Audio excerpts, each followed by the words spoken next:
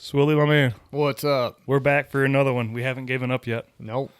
Still here. We're here. This is, I think it's episode 9. Is it? Daggum. I think I uploaded episode 8 yesterday. I've been at the African Plains too long. Doing missionary work. Yeah.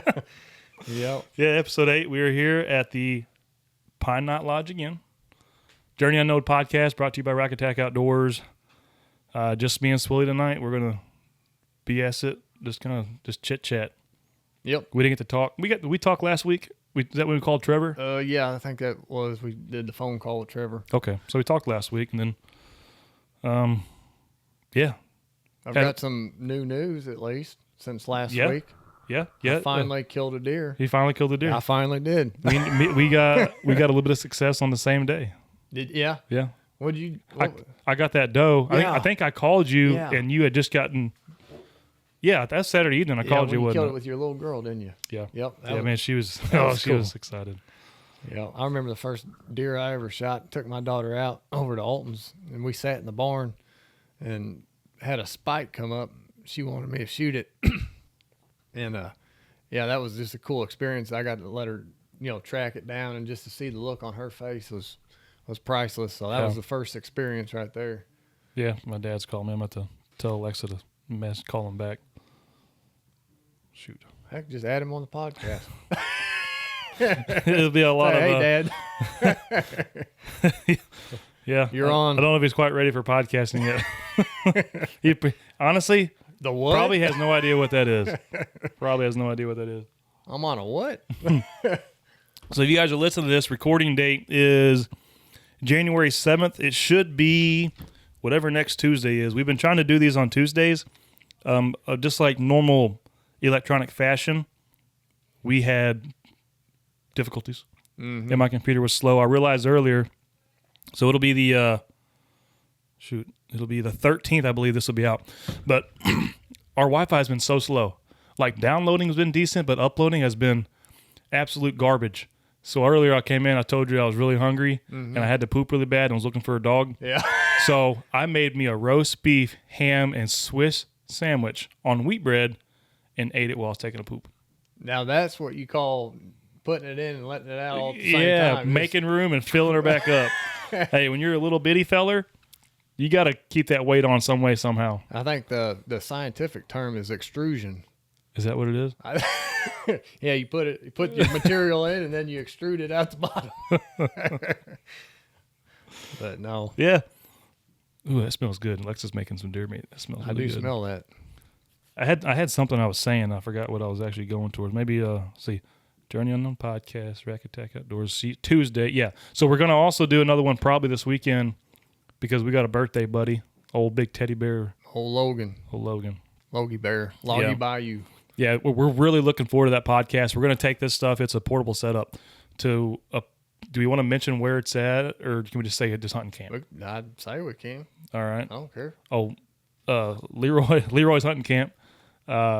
This a little place out in the middle of nowhere that's got a long heritage of like basically its own hunting community, its own compound, really. Yep. And you and Logan are both members of it, right? Got some. No, Logan's not yet. But he's been list. mentioned. Okay, yep. Cool. This place, man, and everybody always opens me up with just wide open arms and opens me up with wide open arms. Yeah, something like that. Yeah, it's a great place. Like Creed says, arms wide open. Wide arms, wide open. That was in my head, but after I said "open me up," I'm like, man, I got to reverse that statement. But yeah, they really opened me up. Yeah, there. they do. That sounds like a bad experience. I leave a different person every time. Me and Uncle Rick from Gatlinburg. No, tell about that place. We've made a lot of good memories up that way, and I like. Scott's always been the guy that, like, every time we show up there, it's just like, hey, man, we're at deer camp. I'm there. Yeah, I will try to get there at least 1 or 2 evenings and hang out, man. It's a blast with you guys. And there ain't no telling what we cook when we're up there. Last time we was up there, I think all we had was some ground deer meat. And I looked up on the shelf and seen there was some Italian breadcrumbs. So I mixed breadcrumbs, deer meat, seasoning, and then I fried them up into little deer balls, and them suckers was pretty good. It tastes like a little meatloaf ball. Yeah, that's camping right there, man. And then the bonfire pit, that's Oh, dude. you ain't ever seen a bonfire that big, have you? No, that's a good slab in time right there. Get you a bunch of slabs from whatever mills. There's mill everywhere around here, and just fire that dude up. And it's supposed to be a nice weekend for a bonfire. It ain't going to be brutal cold. Mm-hmm. There is a chance of rain, I think, tomorrow, maybe even starting tonight, possibly, through like Saturday. But the main portion in thunderstorms is tomorrow. We're looking at, I think, a quarter to half inch or something like that. Yeah, it looked like today when I seen it. It wasn't a whole lot, but Yeah. a little bit. Yeah. But hopefully I'll get some deer moving. I'd like to try to end the season with another bow kill. Yeah. That's kind of my goal. Do you have any cameras or any insight in that area, or has Coulter been seeing any deer? If you can figure out there's still some bucks holding on to the antlers there. Every year I say I'm going to go run a camera up there, and I think me and Logan put a camera up there early before season even came in this year, and we got a few decent bucks and a bunch of coyotes in this one spot right by Coulter's house. Yeah.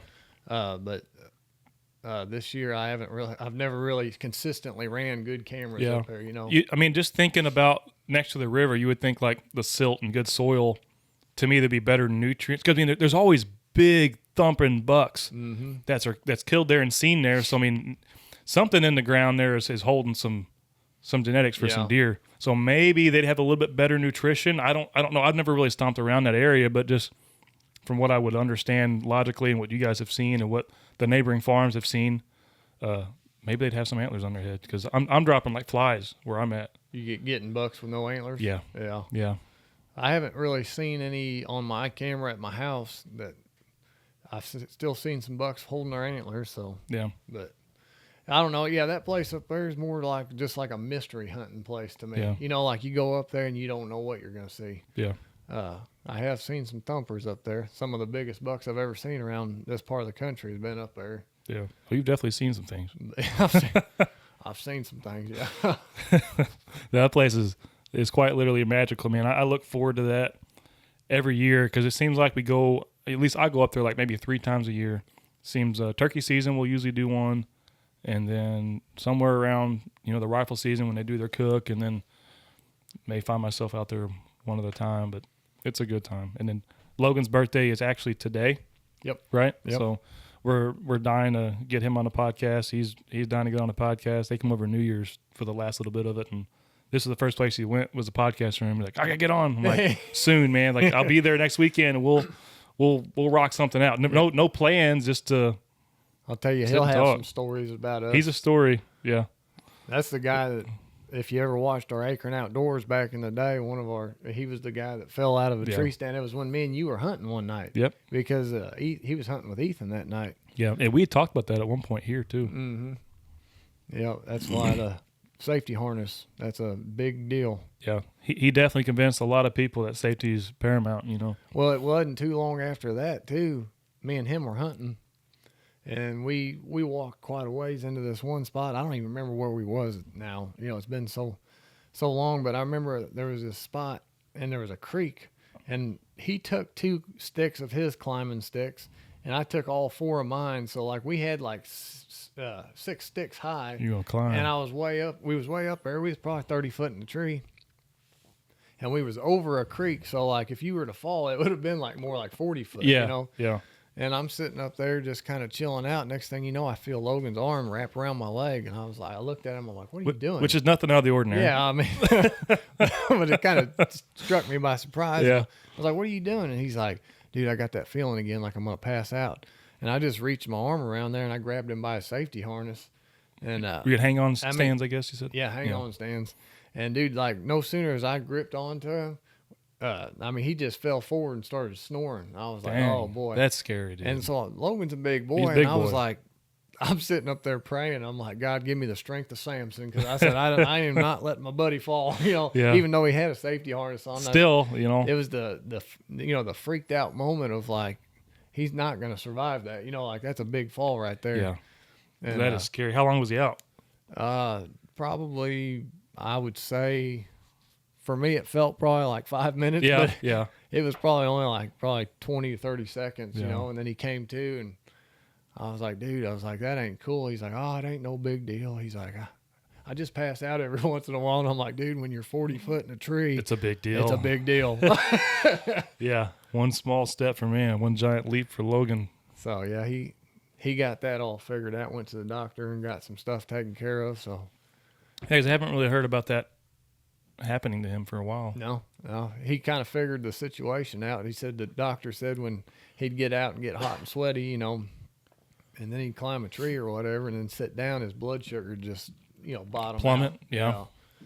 It makes sense. I've had that issue, especially like whenever I drink water like it's the last thing I'll ever have in my life. Yeah. But if I don't, I feel like I don't know, it may not even be blood sugar, but I'll get that weird feeling.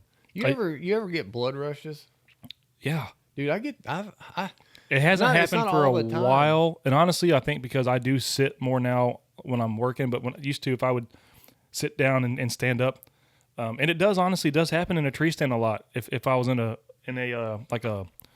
climbing stand, I think having my blood squeeze on my legs too, and then everything stands up and you're also in an elevated position, like I would get like real dark and I'd hear my heartbeat like in my eyes, so dum, dum, dum, dum, dum, and it would like, almost like stop, and then just you could hear it like whoo, just open back up.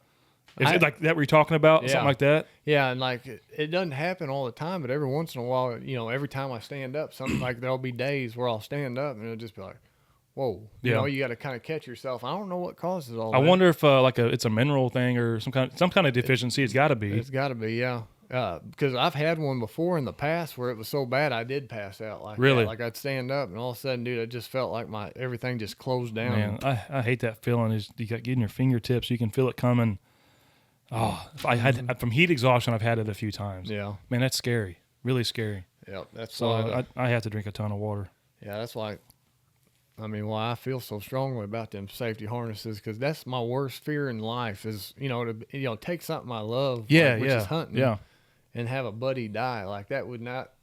I don't know if I'd be able to go hunting anymore after that. It'd be hard. We all think, oh, it's not going to happen to me. It's not going to happen to me. But that guy that fell thought the same thing. Or the buddy that saw his other guy fall, he's like, that'll never happen to us. We're invincible, or we take every precaution there is. It's inevitable that things happen. And a lot of times they are in our control, even if it's like, oh, the strap broke. Well, did you keep track of it, that it was 15 years old? Or it had been sitting outside, for how long, or the rats had gotten into it, whatever, because something you only use for a few months out of the year, and they're uncomfortable, they're ugly, and they're in the way. So you don't pay attention to it. It's just one of them things. Oh, I told my wife I'd put my safety harness on, or I promised Swilly, yeah, man, we'll go hunting tomorrow because I'll have my safety harness on today. When in fact, did you really check it over? Did you upgrade it every 2 years? Yep. They're $100, but $100 is worth 100 years in the ground. Exactly. Not eternity in the ground. Yep. Yeah. Hopefully that never happens. Nobody I know. No, I know. Like Trevor, he fell out of a tree stand. He did. Yeah, I think he was. I had my license. So I guess we were 16, or maybe our junior year. And luckily, he just got a nasty scar out of the deal. Yeah, and that's just because he had a lot of surgeries, but they wrapped his leg too tight, Popper Bluff, and caught gangrene. Really? Yep. He'd lost a lot of muscle. Like just his flesh was just eating himself. Yeah. Hey Jeff, in South Texas Bucks and Bows, I've got a surprise for you. I'm talking to your wife right now. You'll see when we get down there in Texas. You'll probably listen to this, so don't go pointing fingers and asking questions. It's gonna be a surprise. I think you're gonna get a laugh out of it. Sorry, Melena just messaged me, but there's cheers to you, Jeff, and Melena down in South Texas, and Swilly. Hopefully next year can see what that's all about. I'd love to come down and see it. Sounds like a blast, dude. It's so much fun. You don't have to wear safety harnesses down there because we're in a blind with 4 legs. Yeah, even if we are elevated, we got an enclosed spot. It's so much fun. Yeah, I'd like to go down there and check it out. It's a blast. I think we've got so me and Alexa and the kids are going. I'm not sure if she's going to hunt. It's a possibility. And if she doesn't, man, I really would love for Oakley to go, but I got to get her a crossbow. She needs one bad. She wants one too, but they scare me. I don't know anything about them, and funds are tight. We're fresh out of the holidays. Just paid our taxes. We got tax season coming up. I had to run my stuff tax exempt for most of the year, so probably going to pay in. It's like, Lord have mercy on the working man. Oh, geez, especially the guys that are like, technically I don't know. I would consider us middle class compared to some people around here. Yeah. Compared to the the general populace know we are absolute poverty, but trust me, we know what poverty is. There's people in any direction of us that quite literally don't have a pot to piss in. You know, I was thinking about that today, actually. You know, sometimes when you start feeling like you're broke, you know, like just always try to have a thankful attitude, you know, and like sometimes that'll bring the better side out of you. Cause you can be broke, but not broken. Exactly. How about that? Yeah. I had a buddy that told me the other day, he's like, I'm probably the brokest millionaire. And my buddy's been very successful. Yeah. And he said, I'm probably the brokest millionaire you ever met. And I said, well, I'm probably the opposite. You know, I'm probably the richest, you know, richest broke person you ever met. Cause I mean, like I do have a good family, you know, and you start just naming things that you're thankful for. You know, I got a roof over my head. I'm not sleeping out in the cold, you know, like rain's not hitting me. Yeah. Bills might be tight and stuff, but heck, we'll pull through it just like we always do, you know? Yeah. So we're still able to do extra and do this, you know? And that's always just a big, it's helped me out a lot because I've not always been thankful. And sometimes when you live in that thought of like, man, this sucks, you know, like you're just never going to go nowhere because it'll compound on you. Absolutely. Yeah. So the more thankful you can be, I think the more it helps everything, you know, like things will start looking up for you, I think. Yeah. You can quite literally be buried alive in life and never reach the surface again. You can bury yourself alive and live that way. And man, like I'm a walking testimony of that. I mean, to a T, dude. You've been buried alive? Dude, I am so scared of getting buried alive. Oh man. So scared.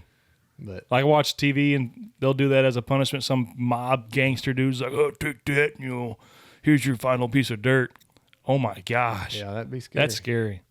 But yeah, but no, just figuratively. Yeah, you can bury yourself, and a lot of times it's your own reasoning. Mm-hmm. You know, even whenever your times are hard, it's like you said, mindset. And one thing you've always had, even if you were down, and I don't know, maybe you done better for me or other people than yourself, but you always had a way of uplifting, you know, somebody. Like even whenever I knew like you've been struggling, like you still are that fun, encouraging, you know, guy, and that's why I love you, man. Well, I appreciate that. Heart to heart right there.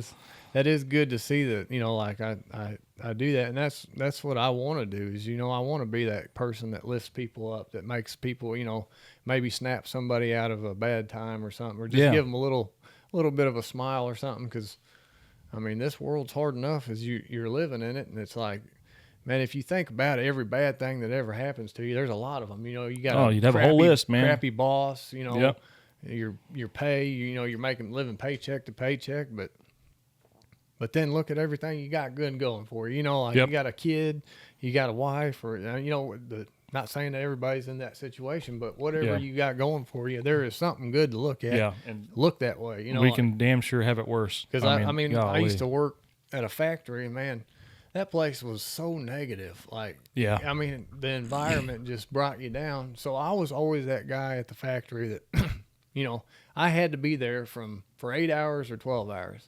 And then you'd get to working with somebody, and I mean, they'd just be in a funky mood, you know, like they hated this place. I hate this. And I'm like, dude, I've got to be here for 8 to 12 hours. I said, let's talk about something we like to talk about. Yeah. I said, because at least me and you get to spend time together. You know, we like each other. We both like to hunt. Let's talk about hunting. You know, like, let's not focus on the crappy situation we're in.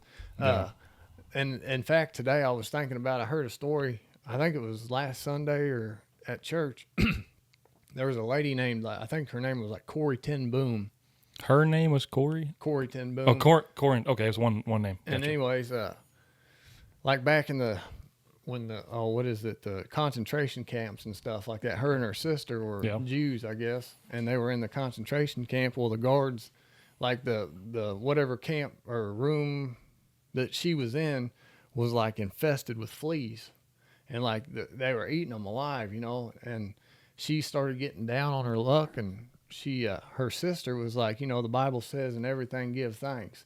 And she said, when the Bible says in everything, it means everything. She's like, well, we're getting ate up with these fleas. And she's like, we got to give thanks anyways. So she, you know, prayed and thanked God for the fleas that were in the room. Well, anyways, years later, after they all got out of the concentration camp, they ran into that guard, and they were talking to him. And that guard said, you know, like, we were, killing people and, torturing all the other things. And they were like, well, why didn't you ever come into ours? And they're like, because we didn't want to go in there because there was too many fleas. Too many fleas. So it's like, like that's just a powerful thing of like, man, like in everything, like you always got to look at a positive side. Like you might be going through something really bad, but I mean, God knows where you are at that time. And I mean, give thanks. Yeah. No, yeah, it's so hard to do that. It's a whole lot easier to point fingers and be That is a crazy story, though. It is. Like you put yourself in their situation. Like, It's I don't scary. know if I could do so that. scary. We're talking about being buried alive. Like they were quite literally facing wraths of that nature, and it's And by then golly, we're us red-blooded Americans. We're pretty damn privileged, and my cat, we're treating my cat right now because that sucker had an infestation of fleas. they get them so easily. And that sucker, like the whole back of his neck is just like a big. He's got this like skin irritation, and I mean that sucker looks miserable. I had to shave the back of. Didn't his he just neck. get his ass whooped too out? Yeah, over and those? then top that off. We just took him to the vet and got his nuts cut out. Oh, dude, So, that guy. Hey, he better be thankful, He's, Yeah, because the next cat got put down. exactly. He's sleeping in a warm house. Yeah, look at that. Yeah. Yeah, it's been 70 degrees All outside. them other wildcats out there are looking in the window like that spoiled little sucker. Yeah, and they got their nuts thinking they're good. He's in there in the heat, getting fed that cat meow, choo choo, Getting catnip whatever, all the time. catnip, Ohio catnip. Yeah. Sometimes I like to steal some of that cat. Them things go ape shit on Them that. things act weird on that stuff, Yeah. man. They'll roll all in it, and I don't Yeah. know. I That's heard the devil's lettuce for cats. I heard one time that like cats smelling it, they'll act goofy and stuff, rolling it and stuff. But they said if you want to get your cat like really tripped out on it, like brew it in a tea bag Yeah. and let them drink that. And they said it like that sucker looked like that cat's higher than 5 hippies. Tongue hanging out. But if you want your cat to go to sleep, let them drink some catnip. Yeah, that's awesome. It's save a little bit for yourself. I wonder what that would do to a human. I don't know, but yeah, somebody's done it. I'd I mean, say, there's people. People do Jenga, What's that? shit in a bottle, huff it.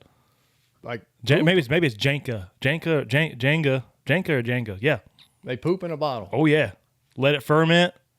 I think this is so this started when I heard about it. It was in Arkansas, believe it or not. Pooping in a bottle, letting it sit out in the sun, ferment, and it had a balloon on top, just like doing homemade wine, except it wasn't wine. Oh They my take that gosh. balloon and huff it. Are you kidding? I'm not kidding.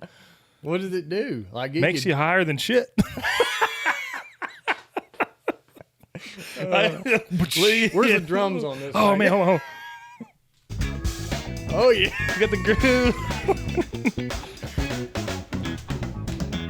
Yeah, Yeah. higher than shit. That's funny. I just thought of that one all by myself, man. Believe it or not. Yeah, But it I had really to Swilly did No, do yeah, something. yeah. It's a cheap drug. I seen a video the other day that people were like giving themselves like elephant tranquilizers, and like it showed a bunch of videos of these people. That that are sounds just- smart. Yeah. There ain't no telling what Hey people. man, see how long you can stand up, hold my beer. Dude, you ain't ever tried catnip though. yeah. You got horse tranquilizers. Check out this bag. It's like oregano but upgraded. It looks now. I'm trying to think of what it smells like because I have smelt it, and it smells like an. I mean, it's like an an herb. herb. It's an Yeah. herb. You know, it looks like honestly, like oregano. Last time I smelled it, I was rolling in it. Yeah, that got real funny looking. No, but yeah, it's crazy some of the stuff that people, will go the extremes they'll go to just get themselves in and a lot To of escape that, reality. just like back to that is being thankful. A lot of people they turn to weird things to get themselves out of funks, and it's like, man, Yeah. Well, even like just alcohol. I'm sitting here sipping on bourbon and I enjoy it. And there's been times where I've abused alcohol. me too. And I occasionally still like to turn one on, but it ain't like it used to be. You know what I'm saying? Like you guys come over for New Year's. I never got plastered, but we were enjoying ourselves. We were having fun. Yeah. Occasionally I don't see anything wrong with that. Just be responsible as you can. We had open doors and beds for whoever wanted to stay. Just be a responsible person and take responsibility for what you got going on. Yep. It's okay to let loose every once in a while, but don't let it control you. You know, Yep. that's in anything. This podcasting can control you. Hunting can control you. You know, sex, drugs, money, gym, you know, that can all control you to an extent.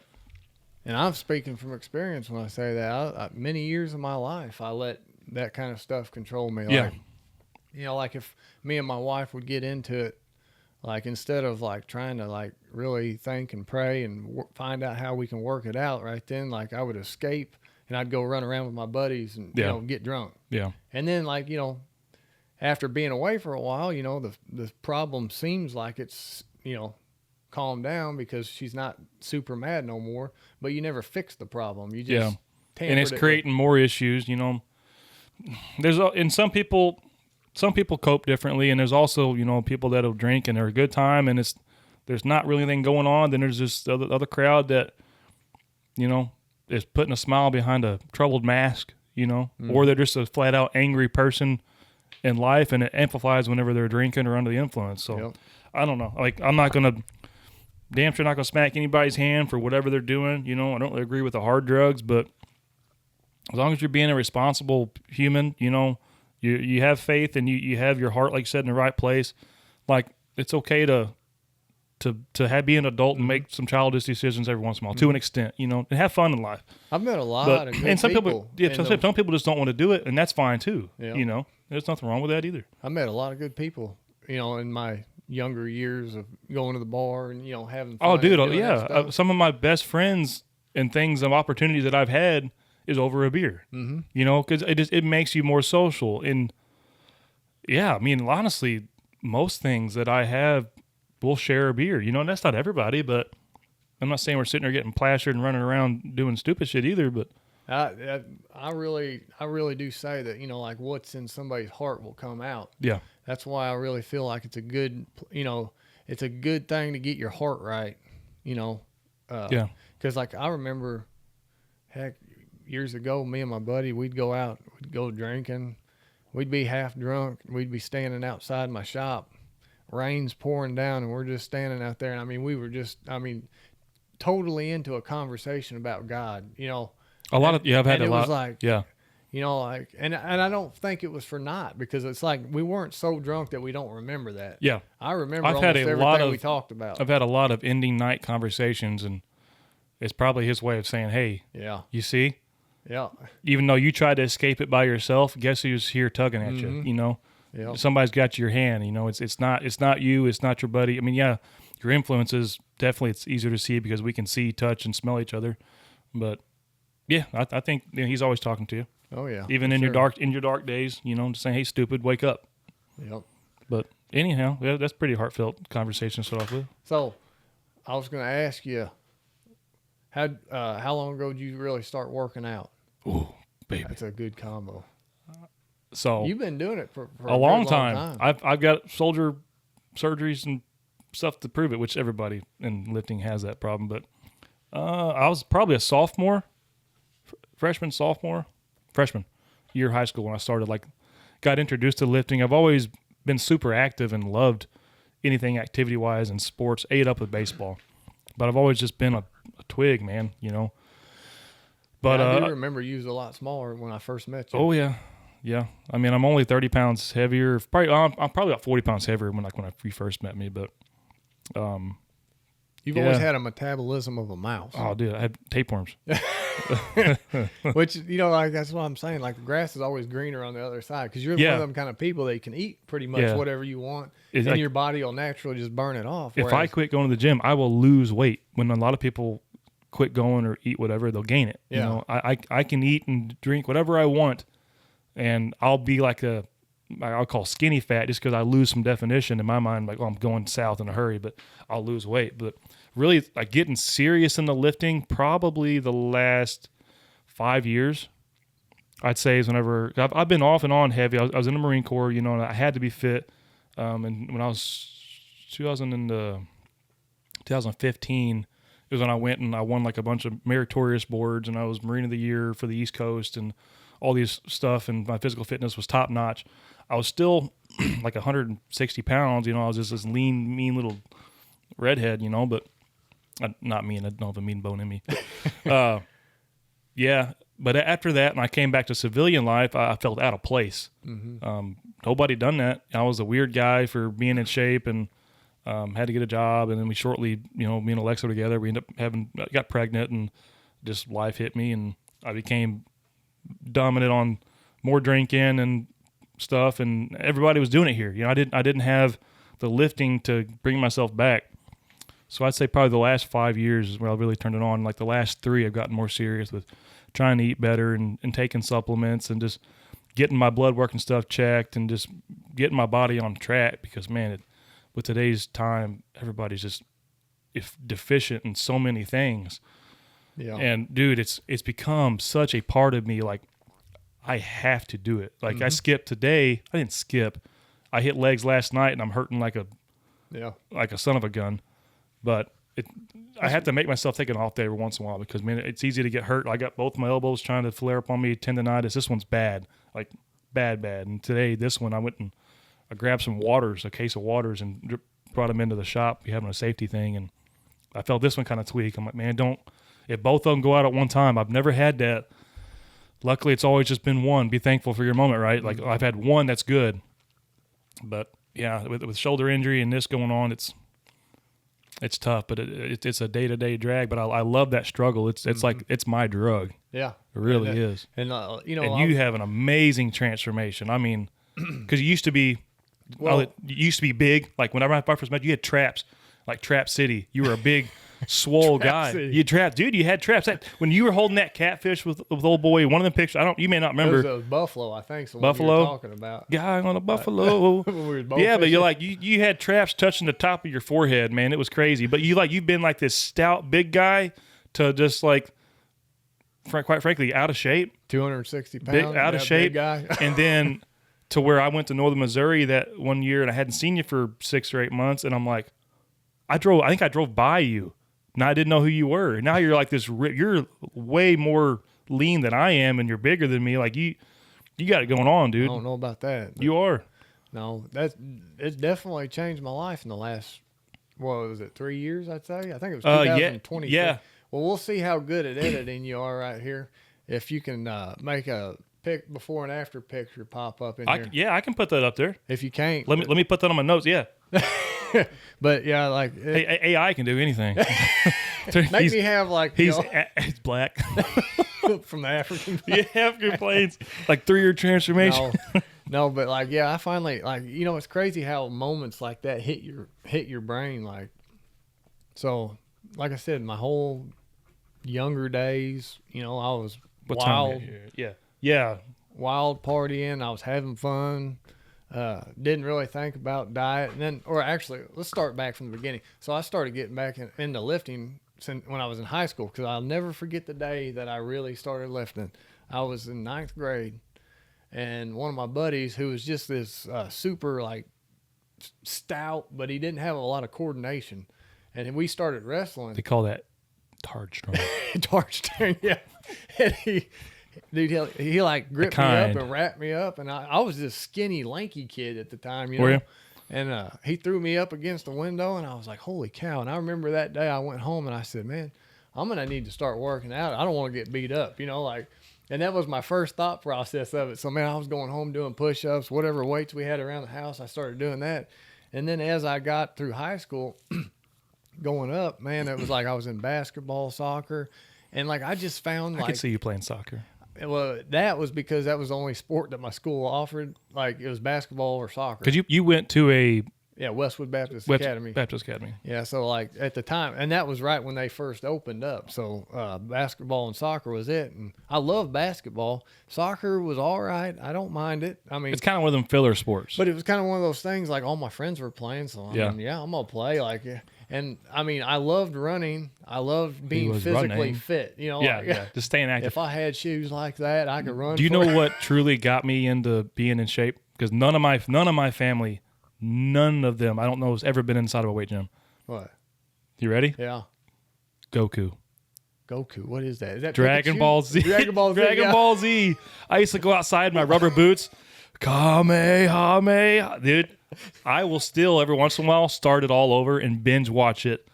Yeah. I love Dragon Ball Z. There's a nerd fact. Yeah. There's a nerd fact. But yeah, No, him being like the underdog and the nobody. Yeah. From the guy that's different and just kind of like the quiet little freak. You know, I'm not super quiet, but I don't really brag much about it. Yeah.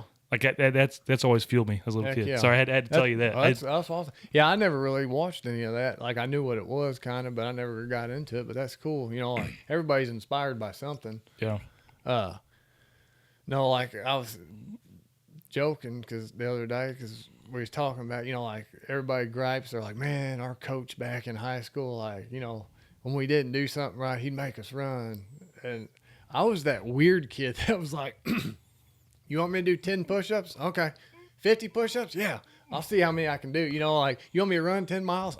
Yeah, let's do it. You know, like I was just, I was ate up with it. And then like, your team was capital punishment, so everybody's having to do it. Like, Swilly, exactly. quit. I'm like, come on, guys, this is fun.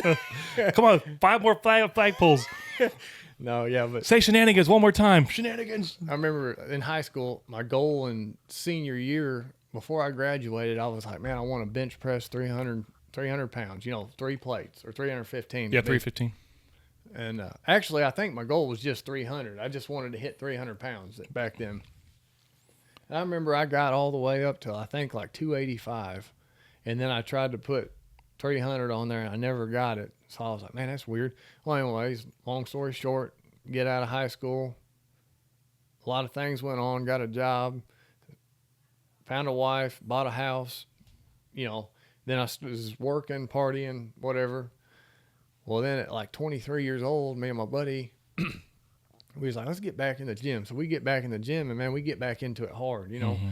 And that's when I started really like noticing like my strength going up. I remember I hit 300 pounds within, you know, a couple months of working out again.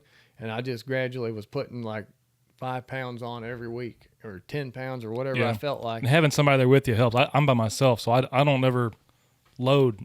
I kind of find myself in the same spot, and then with injuries, I'm like, oh man, that's all I can do. But having somebody helps you, man. And another thing I noticed is during that period of my life, I incorporated squat and deadlift every day. Like it didn't matter if I was doing chest, I was starting out with squat and deadlift, and I was going heavy.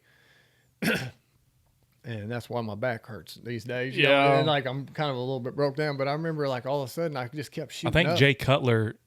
Did you ever follow him? Because I watched a lot. I think his workouts always had some kind of leg incorporation. I don't know if you ever like his, and maybe it just was those programs. Do this and you'll be ripped like Jay, you know. Yeah. But his always had a little bit of legs in it, which I like because I'm a scrawny leg guy. I finally put on a little bit of weight, probably about as heavy as I'm going to be able to maintain. But if my legs will get thicker, I can jump up another 10 pounds and just have that strength. Because I don't know if I'll ever be able to bench 300 pounds. Like I'm gonna make it on my shoulder. I can't do it, man. Yeah. I can get in the mid 2s sometimes, but and like I said, like I made it all the way up to 375 back then on bench. That's crazy. What were you weighing back then? Probably about 210. Because you were still thick. I was bigger. I didn't really diet back then. What's your natural fighting weight? What are you at? Like right now? Yeah. I think I'm like about 190, 195, somewhere around in there. And you're lean and mean. Like you got some muscle packed on you. So like, I mean, yeah, I'm not gonna say I'm. Yeah, it sounds weird for me talking like that. I know. But yes, I am leaner than you I are ever jacked, have been Swilly. since I was in high school. You know, like but yeah, back then I didn't even diet. I mean, I ate what I wanted to. Yeah. I'd still drank beer and you know, I do too. I don't overdo it. Yeah, but like back then I was more powerlifting, and then like I said, like I was squatting I was squatting almost 500 pounds and deadlifting almost 500 pounds. Crazy. And like I said, like that, I'm not doing that now. Yeah. Like now that I'm at this Did age, you wear a belt back then, or yeah, you did? But like now that I'm 35 years old, dude, I don't even care who lifts the most weight. Like, yeah, you know, the ego lifting. Yeah. If I could go back and tell myself something from 15-year-old me is, don't ever start the ego lift. No matter what everybody's saying, like ego lifting, some people can do it for a while longer. Mm-hmm. Eventually, it's going to hurt you. Yep. And this is something I want to do whenever I'm 80. I want to be able to be lifting and helping people, encouraging people. Yeah, because it's not about. I thoroughly enjoy it, you know. And like I would love for Alexa to go with me. For one, she's got a rock body anyway. She could be rock solid in like no time, but she just doesn't have that love for it, and it may come. You know, she's 20, she's just turned 26.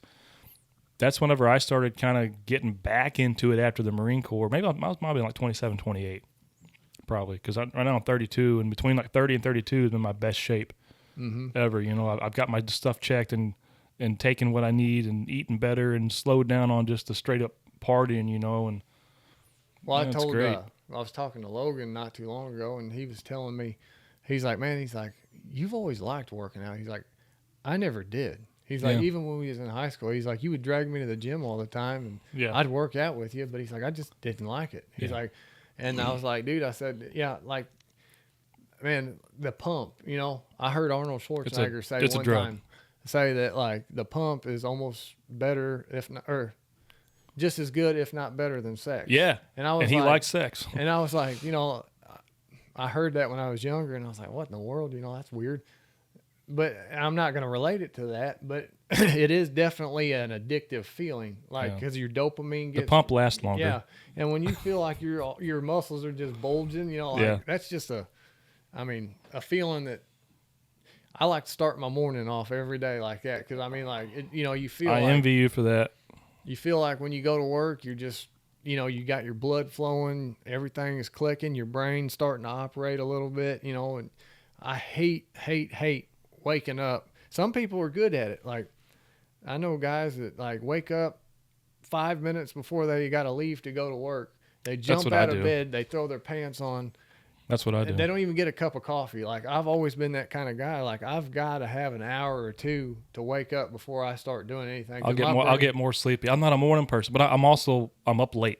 Yeah. I do not go to bed early ever. Yeah. And I set an alarm every morning to get up and go work out. But like you get up early too. But you know, I got to be up to get an hour, 10-minute workout. And I always stretch for like 10, 15 minutes.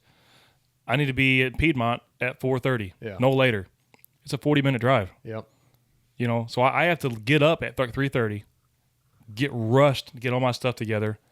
You know, after sleeping maybe 3 hours, and then go work 10-hour shifts after that and do it all over again. Like, I'm just not programmed. I'm trying to rechange my programming to where I can do that. No one says that, you know, there's a certain time you got to do it. You know, like, no, I get a better workout in the evenings. Exactly. I do.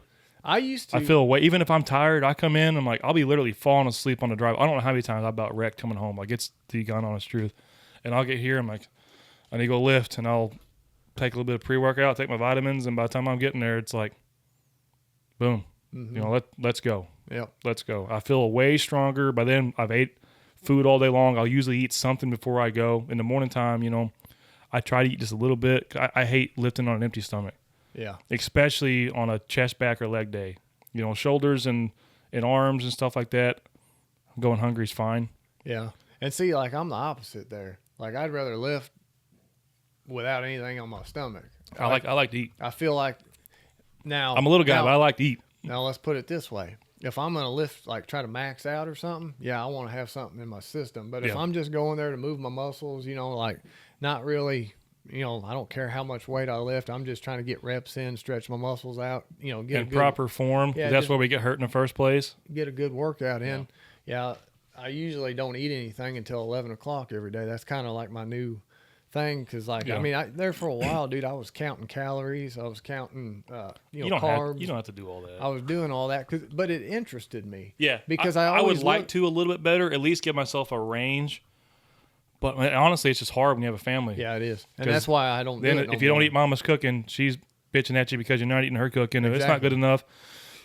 And you got kids, you know, and they don't like that. Yeah, and that's why I quit doing that, really, because like.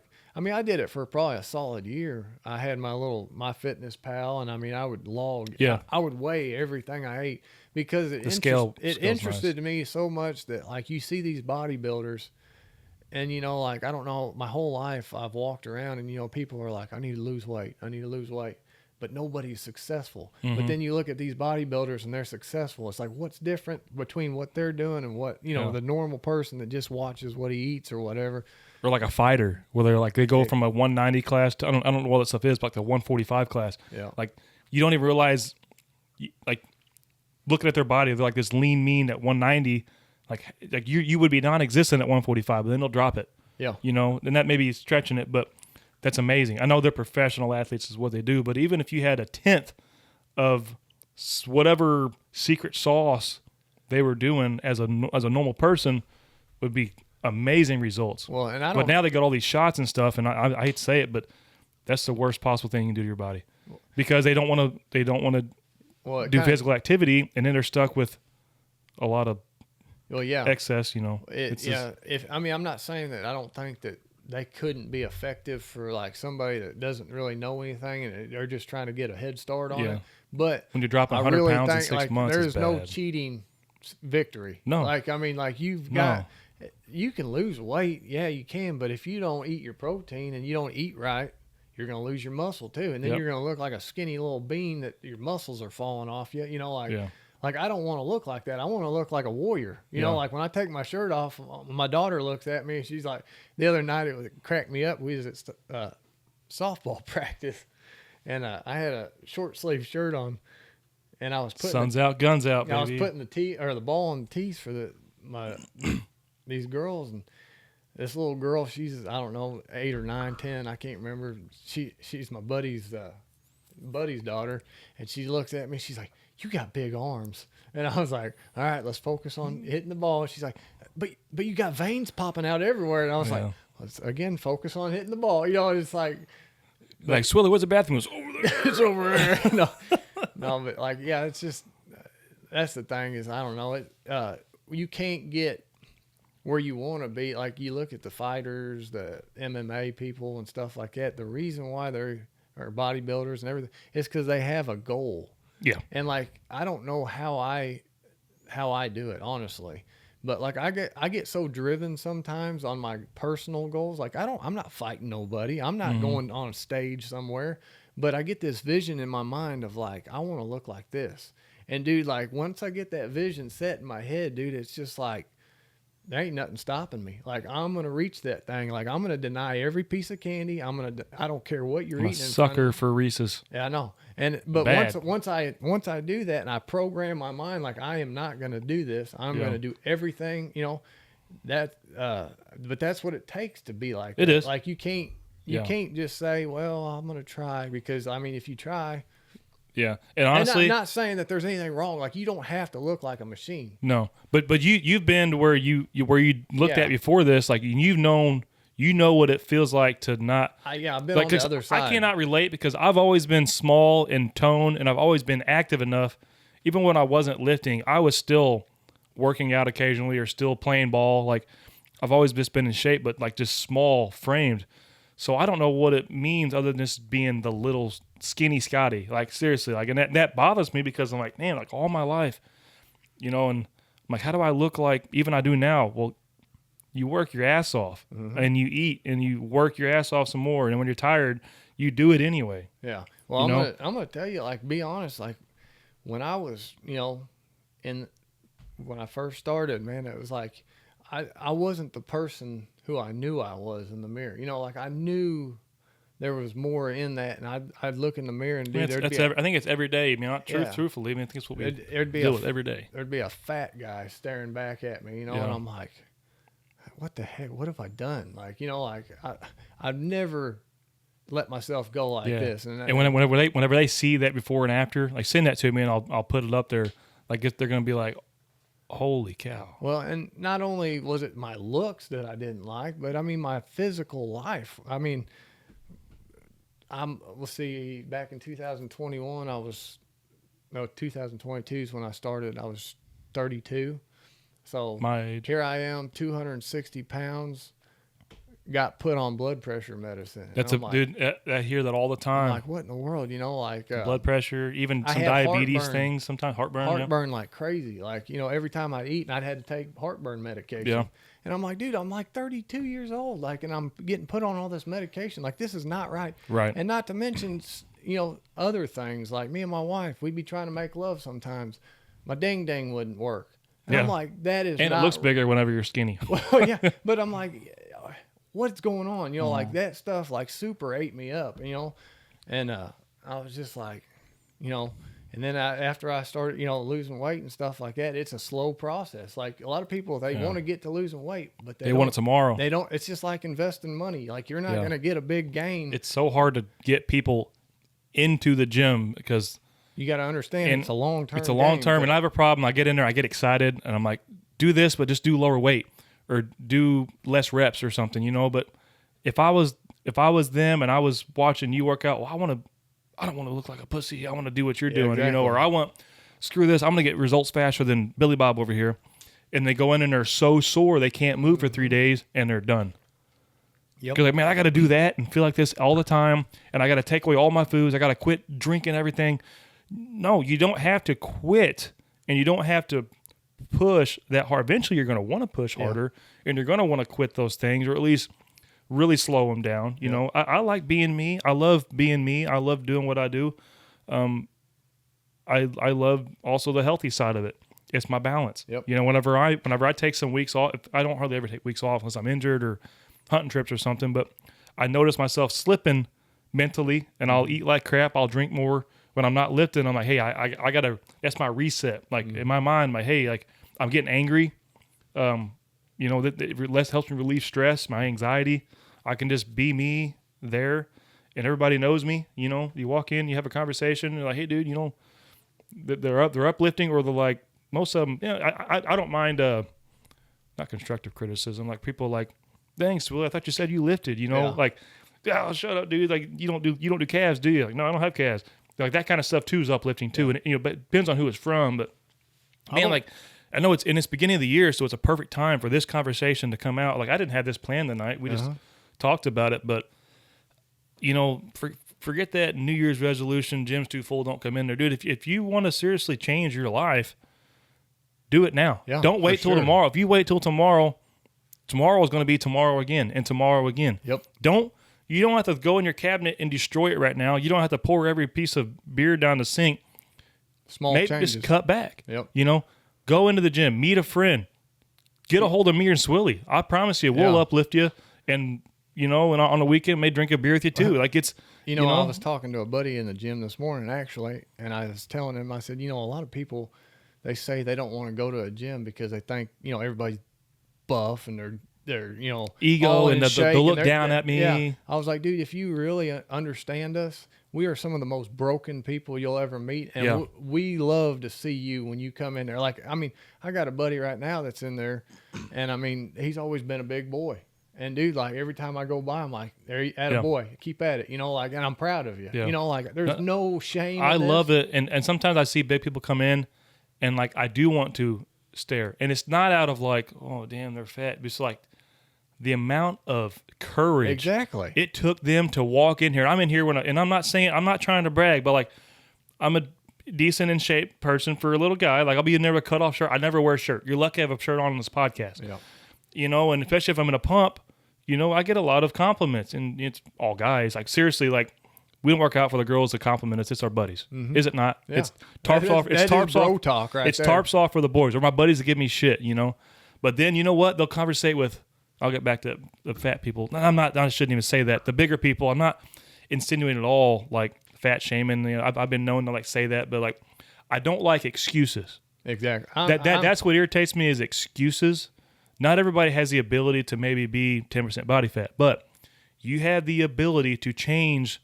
So that's where people are like, oh, Scott's a fat shamer. No, it's the excuses. That's where I get irritated, and I will stand my ground the same way I am with like crossbows and bow hunting. Like those two things, you'll see. I'll stand my ground on those because it's even with like crossbows and big people not doing things, not shooting a compound or not going to the gym. It's excuses. Yep.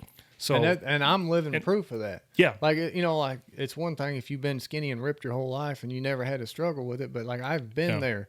I've let myself go. I had those excuses. I did those things, but then, fast forward 3 years now. Look, like I'm a brand new. And you didn't do nothing but we had her blood tested and you got on some TRT. I mean, we can say that. Yes. I've done it too because my levels were low.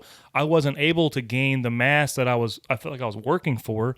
And and I've put on a solid probably 20, 25 pounds in the last 3 years. Yeah, and that's another thing about TRT that like a lot of everything's people better. Your bedroom's better. Your mood's better. A lot of people I talk to, when they hear you're on testosterone replacement therapy, let's put it that way, they're like, oh, you just, if I was on testosterone, I was like, dude, go get your blood drawn, and I guarantee you your testosterone levels are probably the same as mine. Because let's fill this in. Like, the whole reason I got on testosterone is because I have a varicocele in my testicles, which, if people don't know what that is, it's varicose veins that like basically choke out your testicle and your sperm cord and everything in there. So you're like Cupid in a chokehold. So like, that's why I had a hard time. I've had 2 surgeries trying to have kids, finally had me a kid. But I've struggled in life trying to have kids. Well, when I was at the St. Louis at the fertility doctor, the doctor looked at me and he's like, you do realize you have very low testosterone, right? And I was like, what is it? And I think it was like almost like in the 100s or something like that. Yeah. And like average is like 400 to 800. At what age, whenever you got that check too? That wasn't very long ago. No, that was like 30. Just a couple of years ago? Yeah. Because whenever I talked to you about it whenever I bought the computer. Yeah. Or you had just gotten on it, because me and you had conversations before this. So, yeah, the doctor, he started me out on a deal called Clomid. Which is basically like it blocks your estrogen receptor.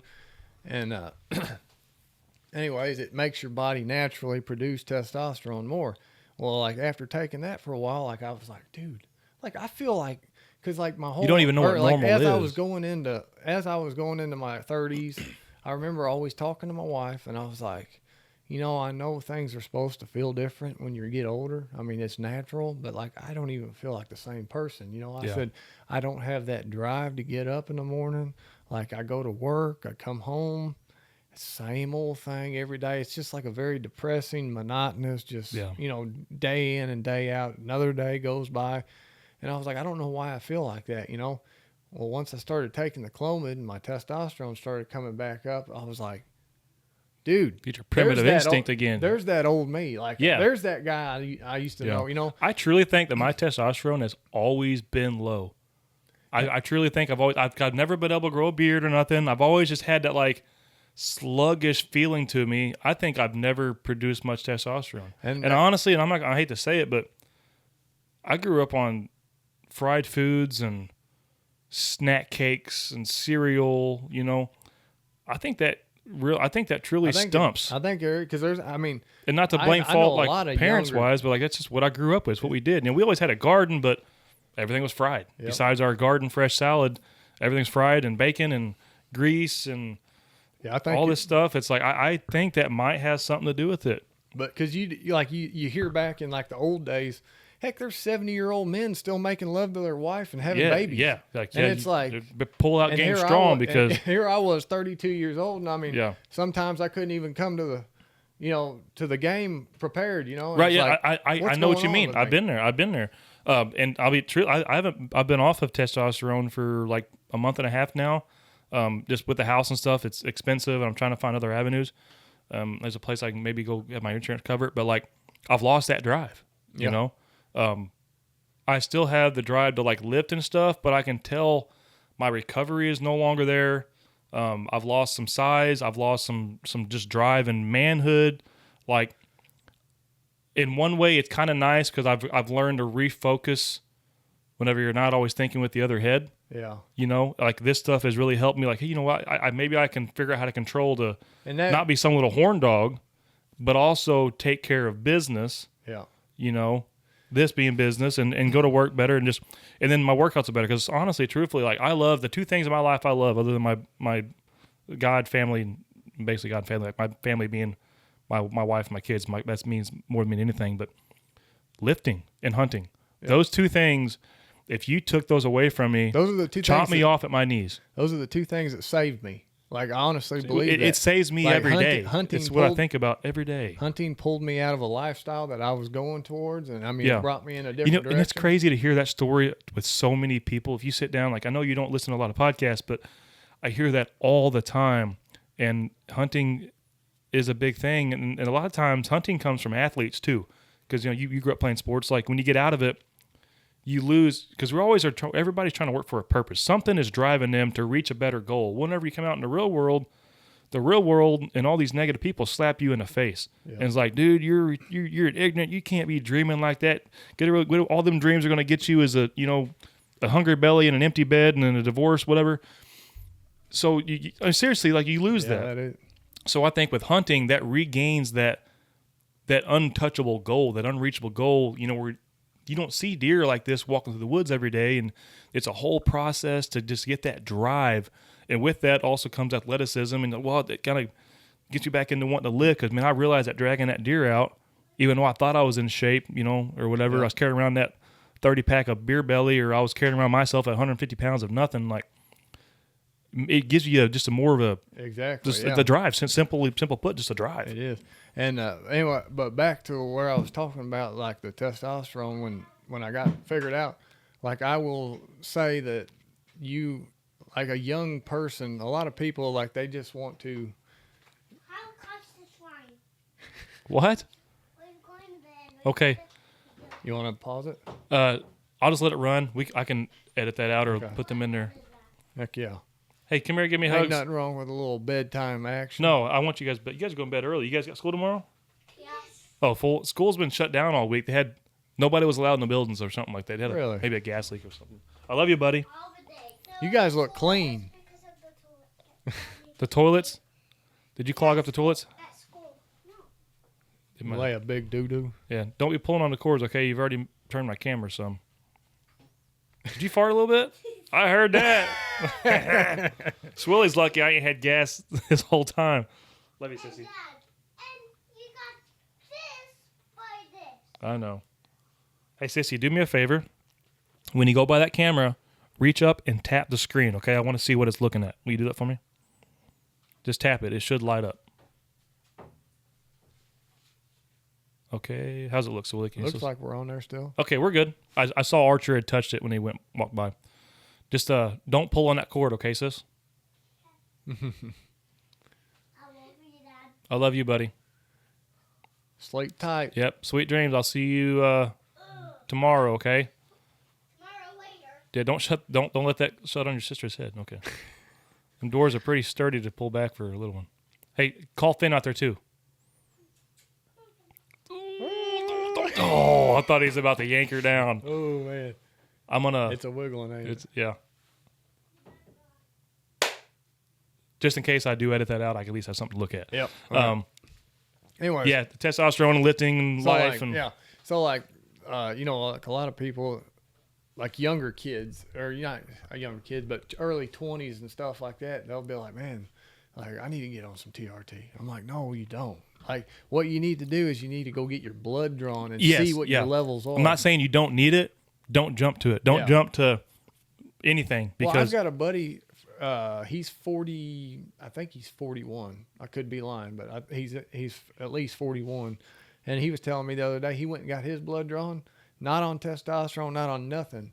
His levels was like 700, 800. a guy at work, he's always been a big lifter too. He's like, I think I'm going to do it, and his was up there. Like you don't really need it. And this guy's not even a big lifter. He's just a normal guy, but he got his levels drawn and checked. And I mean, I'm like optimal was at like 800 to 1100, and that's where you can.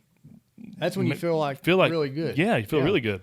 Yeah, and like it's crazy the amount of change that your personality, your drive, I mean, now there for a while I was having a problem kind of figuring out my dose.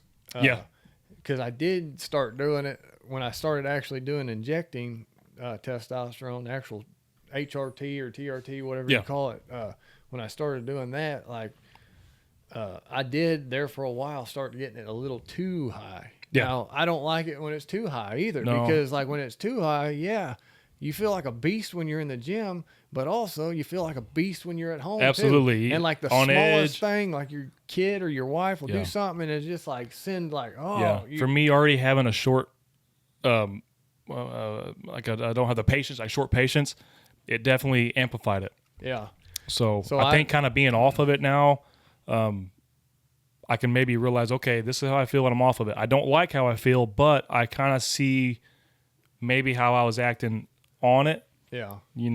and can maybe find that middle ground when I do get back. I got to get back because And that's what I can tell. like about doing this and going through a doctor, not just giving myself testosterone from anybody. Yeah. Is I get my labs drawn, I think, every 2 months or something like and that. I think everybody should do and it. that way they at can check and all make sure ages. all my levels and everything are staying good.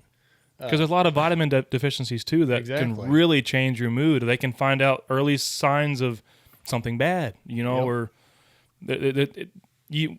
I don't know why they don't tell you this seriously, like in high school. Hey, when you get a job, they's like, go get your physical, go get your blood work done. Yep. You're an angry turd at work and you don't have any drive and you're a piece of shit. Go get a prostate exam. Yeah, even if he's not actually a doctor. Spark up your life a little bit. No, but I mean, honestly, like and this is like not being weird, but like You like you having your prostate exam.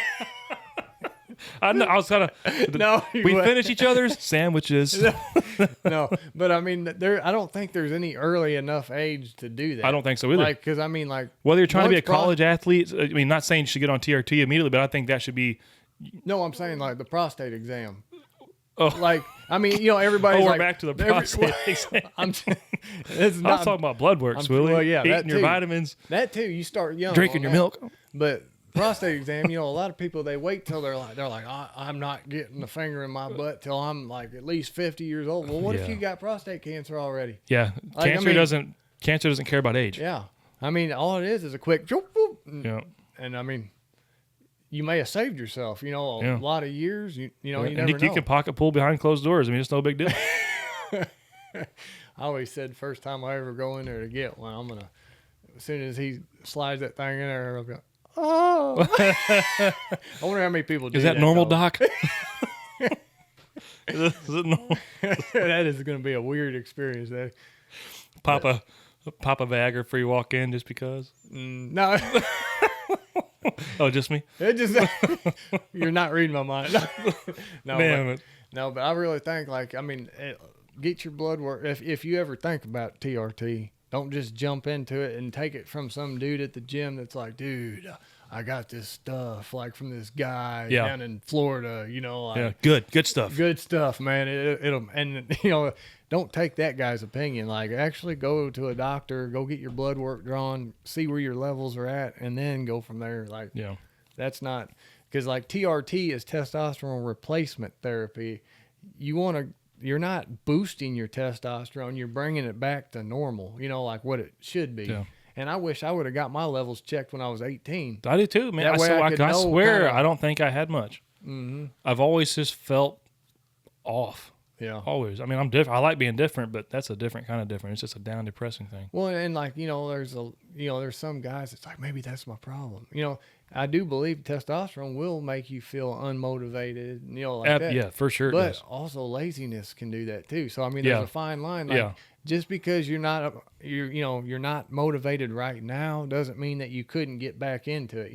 Yeah. So don't just assume that you're just, oh, my testosterone's low, I need to start shooting some testosterone in me. So, but no, that it has changed my life, and I mean, I feel great. I feel like I won't say I feel like I'm 18 again, because like my body hurts from over the years and stuff. You feel like that. giving a shit. But yeah, I feel like, I mean, if I had to fight a grizzly bear, I might run away. But I could run at this point. yeah. You dropped 50 pounds and put on 15 pounds of muscle, and I can run. Why are you taking off your shoes? You cannot run a grizzly. Yeah. Anyhow, hey, have you ever heard of St. Hubert's Day I don't think so. for Jaeger? For Jaeger. Ooh, Matt Ice would like that. I thought of this. Who was I listening to? Listen to a podcast. Wrote that down today. They gifted somebody a thing of Jaeger. I think it was the one that does they have their own scents for like scrapes, the mock scrapes and stuff. Crap. They sell a kit that's got like the earth digger, they got the rope, they got scents. Yeah. I'm gonna be Now you got to figure it out, don't you? yeah, because I listened to him. Is that who did the podcast? Yeah, they were talking about somebody gave him some Jaeger, and the guy who gave it to him was like, "Hey, this is why the Jaeger, the logo is like a red stag, Yeah. and it's got a long history. See, I deleted some podcasts that Eggs already listened to. I bet I did. Rats. Shoot, I'm gonna find it. There's a history with some guy. It's about like biblical and hunting, and then something with like the Jaeger. Jaegers, like preserve some kind of history. I will figure it out and be more explanatory with it. But I wanted to write it down and see if you'd ever heard about it. It's supposed to be November 3rd, St. Hubert's Day celebrated, and it's something about with hunting and Jaeger in like a biblical way, but long, like 700 AD or something. Like Really? Yes. Heck, Matt Ice celebrates it every year. at deer I camp. say Mad Ice is a very Hubert's Day He's a celebratory Huberty. guy. He doesn't just do it on November 3rd. That's going to bother me. Something. Well, that's a traditional drink when we go up to deer camp with Matt. Pour you. Yeah, that's pour probably you the a last time I've had it. big old styrofoam cup. Red Bull, and then put a little bit of Jaeger in there. That's just like a. Yeah, see, I like it better with the Red Bull than I do Monster. I don't like the Monster. I don't know if I've ever had it with Monster. Really? Yeah, I've always Raised Hunting. raised hunting. Raised Hunting podcast. Raised hunting. Yep, RAISED. They have their own like mock scrapes and stuff. They're very, very successful with that. I think it's a dad and two sons, I believe, that do it. It's pretty good. I will maybe I can put that link in there and try to figure out the podcast when I do this. I'll put that on a note because the St. Hubert's Day really intrigued me. Well, we got Siri, don't we? Yeah. Hey Siri, what does Jaeger have to do with St. Hubert's Day? The logo of Jagermeister, a popular German digestive, has a deer with a cross between its antlers, which is a reference to a vision in the life of St. Hubert, the patron saint of hunters. This is from Wikipedia. Wikipedia. I don't know if that heard that or not, but So like it was a drink inspired by hunters yeah. back a long time ago. I've always heard the rumor that there's deer blood in That's what they said. Like there's deer blood in it. yeah. I think it was raised hunting, and it may not have been. But I'm pretty sure the dad had gotten gifted Jaeger. Maybe it's either them or working class bow hunter. No, it was working class bow hunter. I'm sorry, I lied to you. Which is the other podcast I listen to a lot. But the Raised Hunting podcast is a good one. They're very informative. But the working class bow hunter, because they had their own whiskey called Kill Bottle Whiskey, Yeah. and they gift it to people like, hey, drink it, but like this is meant for like sipping around the fire at deer camp after you've had a successful day or something. Yeah. Hunting, after you killed, you drink it. And they said, well, we got Jaeger because Jaeger was originally for that, and that's the only time they do Jaeger. They said they got this one bottle of Jaeger that just lasted years and years and years and years because they only drink it after celebratory out of the historical deal. Heck yeah. I guess it's a true fact. I don't know. That's Little tidbit of the day. facts. Yeah. That's awesome. Yeah. I always knew. I heard like you said, Jaeger had deer blood in it, and I've always thought I like black licorice. A I lot know of who it people was. Don't like. They were talking to Leinenkugel, that summer shandy that I like, Yeah. that beer. They were talking to the guys that either distill it or distribute it from Wisconsin, and they're the ones talking about the deal. Oh. Yep, that's how it is. It's all boomerang. It's all coming back to me. Yeah. I That's think I- interesting to know that, Yeah. it was developed by a hunter. Yeah. Which I would love to kill a red stag someday. That'd be No kidding. pretty epic. I want to just go elk hunting one of these Yeah, days. that would be a good start. I mean, Before it gets so hard Not- that you can't do it. not only killing elk, but I think the experience of walking the mountains, just Mm. seeing the scenery and stuff, man, that's what I want to do so bad. Would you want to try to do a semi-guide service to have a inkling of what to do? Because I have no idea. I wouldn't know what to bring. No idea. I mean, if I could to go afford out. it, yeah, Yeah. heck yeah. It'd be cool to go out with your buddies, but at least you have to go with somebody that's done it a few times. Yeah, Because man, it'd be awful easy to wake up dead out there. no kidding. Yeah, and Really I easy. might have my chance to see that grizzly bear and run. You may be wishing you had the grizzly bear to finish yourself off. You know how fast a grizzly bear can run? No. Me neither. No. And I don't want to find out, dude. All these guys I No. listen to, like, we're going grizzly bear hunting. I'm like, that's cool, man. I'll have the beer cold for you when you get back to camp because No. I don't want to interfere with that situation. I don't know how fast they can run, but I did see a video of one running the other day, and it's faster than I can run. Without a paddle? No, the grizzly bear. No, the movie Without a Paddle. Yeah. Not till he puts Java back in his leg. Cut him off and mount him on my mantelpiece. You want to do what with your mantelpiece? That was a good one. Dude, epic. Epic. And honestly, it makes me sad. I wish that I knew what I know now. Be a little bit younger. Dude, that song with all the buddies, and it's a life story of how we guys grow up with these dreams and their buddies, and you lose some literally and figuratively, and then life handles you a bunch of sour lemons that you can't swallow, and then you're just stuck with everyday life, man. I've been listening to this song here lately. You ever heard of the guy named Forrest Frank? No. He's like a Christian rapper / pop singer. You know, he sings a bunch of, but he's got a song out called Lemonade, and it says like, when life gives me lemons, my Jesus made it lemonade, and it's a very catchy tune. Really? Yeah. And my daughter, dude, she loves Forrest Frank, and my wife actually, I guess she said she bought tickets the other day. We're gonna go see him in St. Louis. But cool. Dude, like that, I heard that dude's testimony the other day. He's cool. Like he said when he was younger, he said he got to playing with a beat maker, and just That's an art. and he said I'd put my headphones on. He's like, I would just sit there for hours just making beats and stuff like that. And then he said, he kind of went secular for a little bit. He said not bad music, but just not Christian music.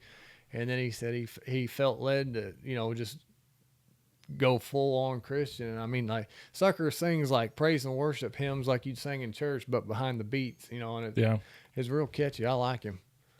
But That's cool. Definitely, that's what I'll try to listen to in the mornings. Like I talked back to where we were talking about being thankful.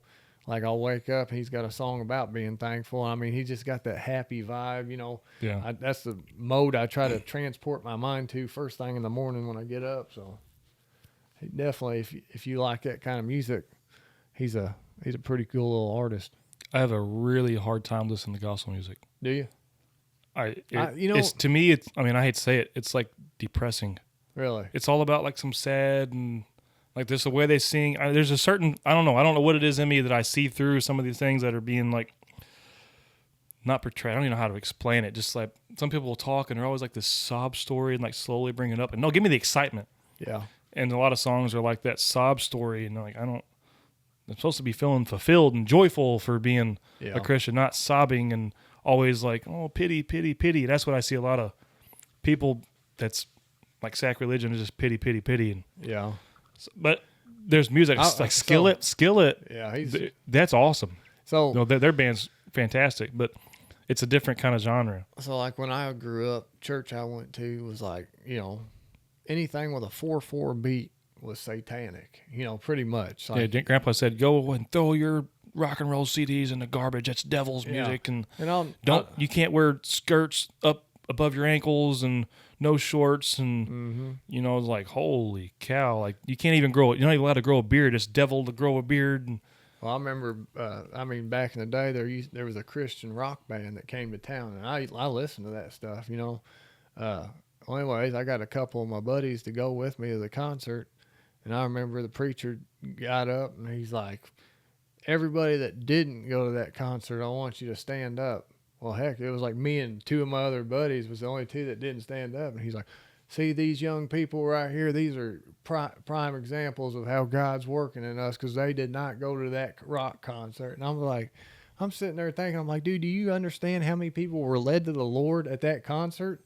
Like, you don't even know what you're talking about, you know, like, and like sometimes people just can't see through that stuff. But like, you can send a message out, and I'm sorry, it's a different day and time. Dude, like gospel rap, like some of that, like, is good. Like I've heard some stuff here recently. Well, I'm like, golly, they've whenever I'm feeling down or like questioning, I listen to Jax. Dear God, it's vulgar. Yeah, very vulgar. Dude, but it's no sob story. It's no, that guy sings some good stuff. He does. He's a deep. It's very thoughtful, but like it's truthfully how most people, 99% of people, truly think. They'll put on this front whenever they meet people. This holy just. Oh, it drives me nuts. I've seen both sides of that with people who truly are and people who seem to be. Yep. And sorry, man, life's ruthless, and the Bible's ruthless, and there's nothing nice about it, you know, truthfully. Yeah, and that's like, you know, I was telling my wife, I said, you know, I've been listening to this guy, you know, about how to be a better man and stuff like that. And I said, you know, that looking back, like my life in the last, let's see, it was probably back in 2020, maybe 21. That's when, like, you know, I really felt led by God. Like, I'm like, you know, like, so at the time when this was all happening, like, I mean, heck, I was, you know, doing what I wanted. I smoke weed every day. I mean, I'm not saying that there's anything wrong with that, but that's, you know, I was doing that consistently. Wasn't paying attention to nothing about church, nothing about God. And then all of a sudden one day, like, I felt like God spoke to me in a voice that, like, you know, it wasn't a voice, but it was a thought that came into my head. It was like, you need to take your family to church, because if you don't take your family to church, who's going to? Yeah. You know, like, you are the man of the house. It's your duty. It's your duty. You're the spiritual leader, and you're failing right now. You're doing horrible. Yeah. So I remember, like, fighting that thought, and I'm like, gosh, okay.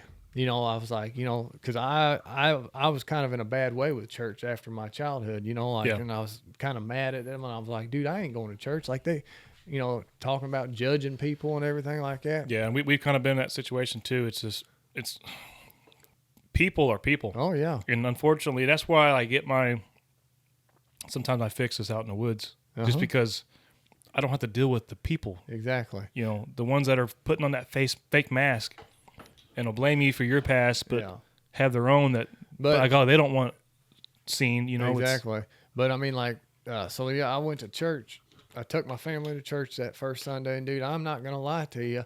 Before I went into that church service, I took my one hitter out. I mean, I blazed up. I was higher than 5 hippies. And I was like, you know, I dare somebody to judge me in here. You know, I was sitting there listening to the preacher, and I mean, everything went all right, but, you know, and then as the years went on, like, you know, it's 2025 now, dude, like, I feel like God has just, like, totally renewed my mind, like, just, whew. And, you know, you kind of realize, like, yeah, I went into that church thinking, like, I dare somebody to judge me. I'll, like, punch them in the nose, you know, like, I had that chip on my shoulder, like, and, I mean, since then, so much has changed, so much is good. Well, he put that little angel on your shoulder you talk about all the time, where, like, something's over here tugging you one way and something's over here tugging the other way, you know? Yeah. And I mean, like, you know, whenever you point your finger, even if you're pointing your finger at somebody saying, you know, I'm not going to church because they're judging me. Well, it's just like that old saying, when you point one finger that way, you got 3 points. Pointing back. Like, you're probably judging other people too. You're probably the biggest judge. Yeah, so, I mean, 100. I do it. You know, we're human. We do it. Humans do. Like, and that's why humans go to church, is because we're all sinners. We all need, you know, like, there's not one of us better than the other one. The preacher ain't better than none of us, you know. And a lot of people hold them preachers to the highest standard, and I did too. They're human too. But, you know, then somebody will justify their wrongdoing because, well, he used to do that, or he will do that. But if you're Satan, that's where your heart, to me, like you said, I don't care what they do to an extent, but like you used to always talk about, if your heart's right, I mean, you're good. So truthfully, like, if your heart's right, truly right, you have nothing to worry about. Yeah. Really, you know, if you ask God for forgiveness and ask him in your heart, and your heart is right, you're going to do wrongdoings. You're going to have shortcomings. You're going to have fulfillments, you know. And that's so much more than just religious, because religion itself is a detriment to society. I hate religion. I hate it. You know, like, I always say that. I hate religion. I'm not about religion. And even stuff that I follow, there's to an extent of, like, hey, that's a little more cultish than, you know. But then it's also, I got to look back and like, well, maybe I'm just trying to justify what I'm living. Yeah. You know. Well, even back in Jesus' time, like, when you really see how Jesus walked this earth, and, you know, like, the ministry that he did, I mean, the Pharisees, like, that was the modern church. That was the modern religion at that time. You know, the Pharisees, they had all these rules. You don't do this. I think they were trying to do Jesus's work, but they were trying to make it their own work. Like, look how good we are. We do this. We pray out loud in front of people. And Jesus, like, did nothing but, like, shame them. You know, he's like, you know, that one time the Pharisee went up and he's like praying that, thank God that I'm not like this guy, which was a tax collector. And, you know, like, Jesus was like, he loved, he told the tax collector that his prayer was heard that day, not like the Pharisee. And it's like, when you really look at how Jesus walked, it's not about that. Like, you don't go to church to be dress up. And that's been the stigmatism of church for a long time. If I showed up in hunting clothes on Sunday morning at Grandpa's church, I would have been kicked out the door and never allowed back. And I'm not saying that it's bad to dress up. No, but like the church we went to for a few years, we haven't been for a while, but he would say, you'll go hunting, come in bloody. He's like, just come in. Yeah, exactly. Just come in. And being here is better, or if not, join in on your phone, or rewatch it, whatever. Like, it's a different day and age, and I think a lot of that, like you said, was, I don't know, it was almost like it was so new too that you took it to the extreme. Mm-hmm. And of course, if you're the extreme to an extent is good, but there can be too much of anything is bad. Yeah. Too much of anything is bad. Well, and the thing is the only reason you need to go to church is between you and God. Yeah. Like, who cares what this person thinks? Who cares what this? Let them judge you. Yeah. I mean, that ain't. At the end of the time, when you go up and you sit before God, like, you're going to have to stand before God for what you do with your family and your wife. That's a good word. And that's something I'm battling anyway. Yeah. Like, it's, and so that's good for you to say that. If you're saying that, oh, I'm going to let that person hold me back, and then when I get up to heaven and I see God, I'm going to be like, well, he made me do it. You think that's going to be a good excuse? No, not really. It's all about what you do. And like I said, I'd encourage anybody that is a dad or a husband, is be the man that God called you to be. And even if you don't feel like it, just like I didn't feel like it, but I knew that was my responsibility at that time, is take my family. And like, there's no certain church. You just, you do have to, make sure that they believe the Bible. There's so many religions. That's why religion is just so crazy to me. But you do want to make sure, they follow what what the Bible says, and then there's another tantrum, like, because it's going to be rewritten. Exactly. Yeah, that's the B. Oh, we can go off in the deep end on that. We're not really. Yeah, I'm not a preacher. No, that's for sure. No, that's why I always definitely here to spread a message and then just be us and. Yeah, because if. No matter what you say, there's going to be a counteract to it. Oh, yeah. And then they're going, well, this, and this says this. Like, I know, but I know. The only thing I know is the Bible says, love the Lord your God with all your heart, all your soul, all your mind. That's all I know. That's true. That's theological. And that's what I try to do. So, other than that, I can't tell you a whole lot. I can't tell you what extrusion means. Yeah. Eating a sandwich while you're taking it. Yeah. But hey, speaking of which, I got a deer picture. Any horns? I doubt it, dude. I haven't had a deer picture all day. Well, I say that I had a camera go off that is set for a deer destination. Let's see what it reads. It reads, on this day of 2025 and the day of our Lord of the 7th of January that I have deer on camera. That's definitely a buck body. What about that other one? What was that? Oh, that's a buck body too. Tree. Yeah, that's a big old rack. That's definitely 2 bucks with no racks. Yeah. That's buck bodies. That's at the house. Is it? Yeah. Heck yeah. So seasons. We're winding down in the season. We're gonna wind this podcast down too. It's been a good one, right an hour and a half. But we're gonna have some of these days where we're just gonna be a little heartfelt, and then we're gonna have days where we're gonna be goofy and then those days that you're goofy and heartfelt all at the same time. Yeah. I hope you guys talking about sniffing poop. Jinka. You ever heard a song "Message in a Bottle"? A message. Heard Message a song? In a bottle. Heard the genie in a bottle. It's a little rock and roll song. I don't guess I have. Sending out an SOS. Yeah, I have heard that. Well, I was gonna say pooping in a bottle. Long story short. I work with a guy. Poops in a bottle? No, his brother did. Oh, he was in his deer stand. How do you? And why? He had a Gatorade bottle, and he was so impressed by it. He said that is impressive. He said he's not going to tell me it came out clean and clear only in that bottle. That's what he said. Lying sack of shit. There's no way. I don't know. It was a Gatorade bottle, so the mouth was a little bit bigger. But if you could fit a turd in that sucker, boy, dude. You'd have some skill. If you could fit a turd in that, it's definitely liquefied at that point. So here's a fun fact about Logan. Hope we don't embarrass him too much, but he was talking the other day. So Logan's a big dude, y'all. Yeah. And he was talking about his poop. Yep. He calls them because like I've seen it before after he so like usually like if you're a big dude and you eat a full meal and you gotta go, you got this snake just it's like a curl out of the toilet. Logan like has like these little miniature like sticks, and he calls them hot snakes. I was like, oh my goodness, dude, hot snakes.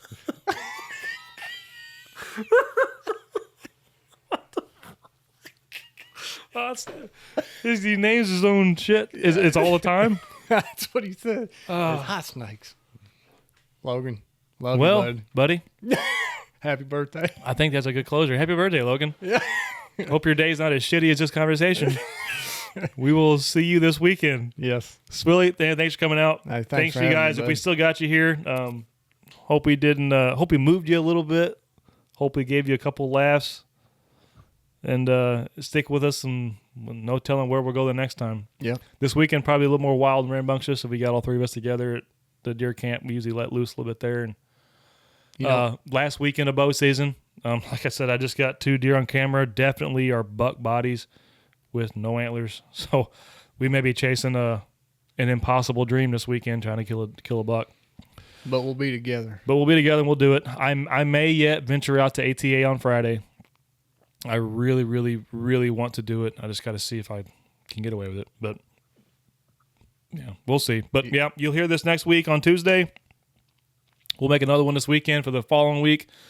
We've got a few guys coming down that are much more influential than we are and much more knowledgeable with the weightlifting and the bow hunting, the two things that we really love to do and are passionate about. As soon as we can get their busy schedules to line up with our not so busy, we will make it happen. Yep. Until then, thanks guys for listening. If you will, and you're still here, give us a follow on Spotify, give us a 5-star rating, and write some questions and answers and some reviews. Yeah. These are also posted on YouTube underneath Rack Attack Outdoors. And before we get off here, I really want to appreciate, I've gotten several texts from several buddies of mine out there. You guys know who you are that say you really appreciate Yeah, what we're I doing. have Dude, too, man. It means a lot. That means the world to me. Yeah, Like, it means a lot. We're just sitting here bullshitting and go off on random things and then have a heartfelt conversation and then back on random things. And, we're primarily a bow hunting podcast. I want to be, but it's the journey unknown, man. Like journey unknown is Exactly. It's literally beat your own path. Don't take the beaten path. Like that's my deal. And we're going to have different people on here that aren't always about bow hunting or don't always see eye to eye with us, or we're not always going to agree eye to eye. We're always going to conflict. Conflict makes good resolution. like about that prostate exam. Yeah, I totally misread his conversation. See you guys. Happy Take her hunting. easy. Go fling some arrows. Stay wild. Stay wild.